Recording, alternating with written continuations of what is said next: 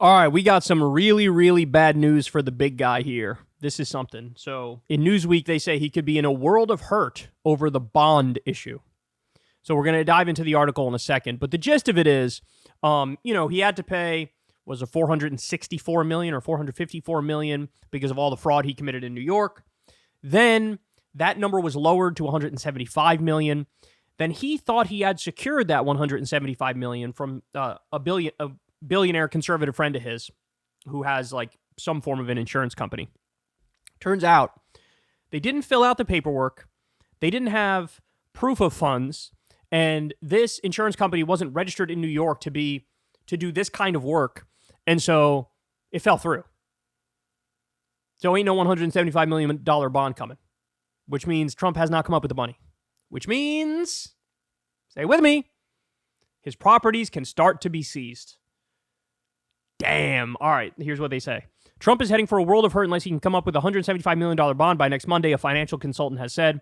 John Gabrielson, an Atlanta-based market economist, told Newsweek that New York Attorney General Letitia James could easily claim cash in Trump's accounts if the former president fails to post bond. So that's I didn't even know that. I thought first they go after the properties, but apparently they could just seize money out of the accounts.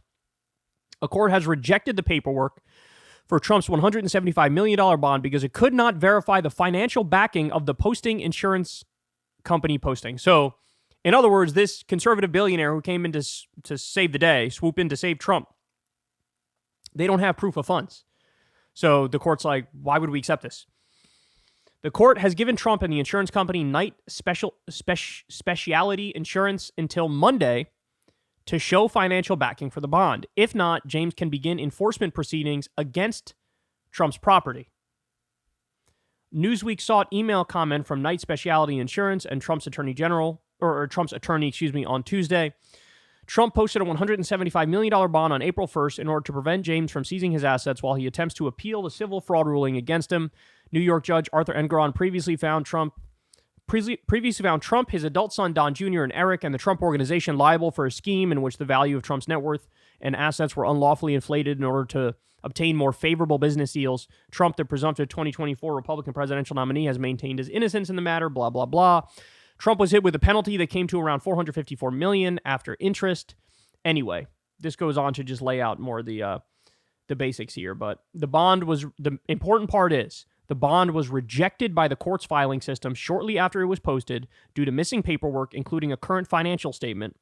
James, whose office led the fraud case against Trump, later raised questions about the sufficiency of the bond and noted that the surety backing it, Knight Specialty Insurance Company, is not admitted in New York, meaning it's ineligible to obtain a certificate of qualification from the Department of Financial Services. KSIC has refiled his paperwork as a result in an effort to get the process moving again. So, this is the good news, right? This is falling through. He could have his property seized, which is what we kind of thought was going to happen. The bad news is this. I still think he has more tricks up his sleeve. So, what do I mean by that? Well, we already saw they did some Truth Social movement, right? The company was valued at $5 billion, which, by the way, is ludicrous. If that's worth $5 billion, this show is worth $1 billion. Okay, my show is worth $1 billion. My ass cheeks. It ain't worth $5 billion. In fact, what did they lost like $58 million or 20-something million or something like that in a single year. And please, it's a joke.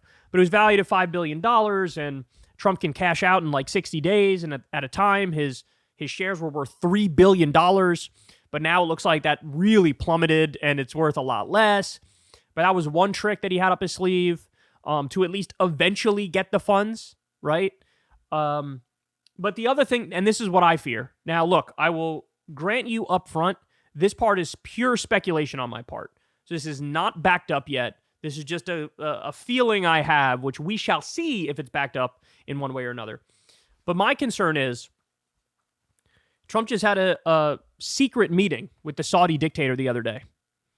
And they got a lot of business deals churning at the moment. So, for example, Trump and his golf courses are used for these live golf events. Live Golf is like the competitor to the PGA Tour at the moment. It's the Saudi-funded league. They have all the money in the world. They throw ridiculous sums of money at players to get them to come play for them instead of the PGA Tour. My guess is Trump gets paid tens of millions of dollars from Saudi Arabia just to have some of the events at his courses.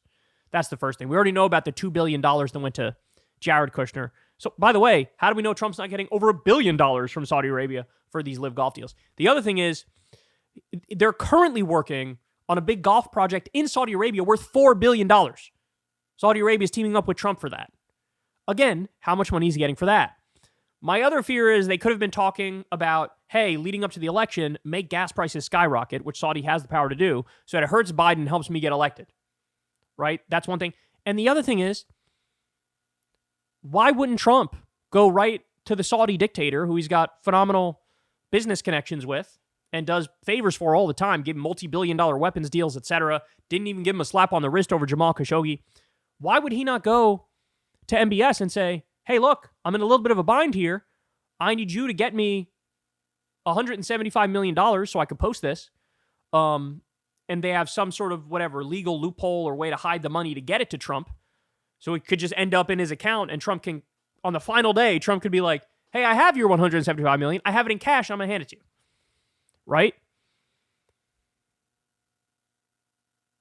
I would be shocked if something like that didn't come up, because Trump has been going to conservative billionaires looking for help. Some have tried to help. This one fell through, right? Why wouldn't Mohammed bin Salman be on that list? Why would they already have so many business dealings? They've already done favors for each other. Trump is as corrupt can be. So that's what I fear, is that there is, at the last minute, it'll be the classic, like, he found a way to get out of it. Because remember, it's a civil trial, not a criminal trial. So this is just about money. He's not going to spend time behind bars. Yes, he was found liable for fraud, business fraud, tax fraud, insurance fraud, bank fraud, all types of fraud under the sun. But at the end of the day, it's just a fine. So that's my fear. My fear is at the last moment, either some conservative billionaire or Mohammed bin Salman or somebody is going to find a way to get that money to Trump through some secret, hidden ways, and we'll move along here, right? That's what I think is going to happen. But at least as of right now, come Monday, if this doesn't get resolved one way or the other, come Monday, they can legally start seizing his properties or just taking his cash. Kind of a big deal. Kind of a big deal. And my guess is he's shitting bricks right now. Hey, y'all, do me a favor and like and subscribe. It helps out big time in the algorithm. Click the bell as well for notifications when videos drop. And watch that video on screen right now. You know you want to.